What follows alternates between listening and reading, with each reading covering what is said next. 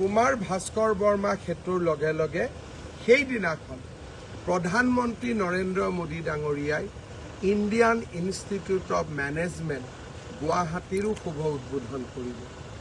অসমৰ বাবে ই এটা স্বৰ্ণীল যুগ। আমি অসমৰ যুৱ প্ৰজন্মই সংকল্প ল'ব লাগে যে যিখন অসম আজি আমি দেখা পাইছোঁ, আমাৰ পটেনচিয়েল ইয়াতকৈ বহুত বেছি।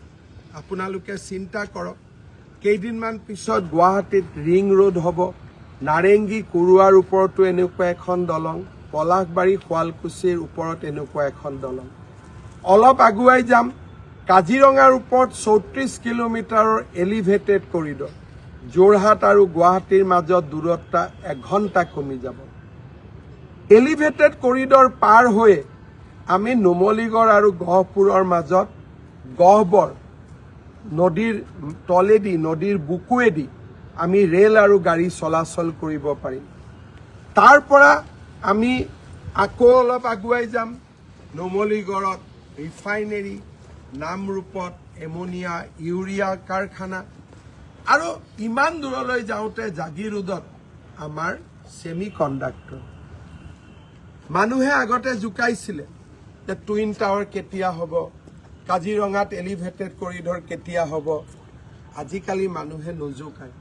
মানুহে এতিয়া বুজি পোৱা হৈছে যে এখন নতুন অসম, অগ্ৰণী অসম, অটল অসম, অনিৰুদ্ধ যাত্ৰাৰে আগবঢ়া অসম এখন আমি সকলোৱে মিলি নিৰ্মাণ কৰিছোঁ।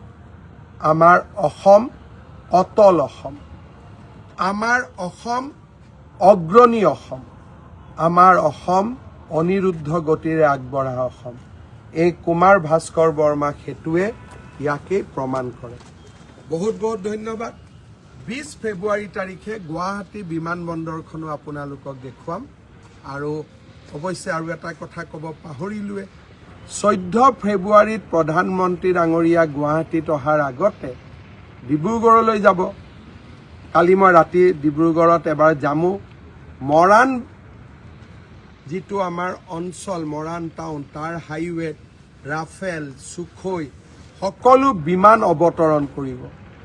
আপোনালোকে চিন্তা কৰক, এইখন অসমক আমি জীৱন্ত কৰি ৰাখিব লাগিব। এইখন অসমক আমি আত্মবিশ্বাসী কৰি ৰাখিব লাগিব। এইখন অসমক আমি অনিৰুদ্ধ গতিৰে আগুৱাই লৈ যাব লাগিব। জয় আই অসম।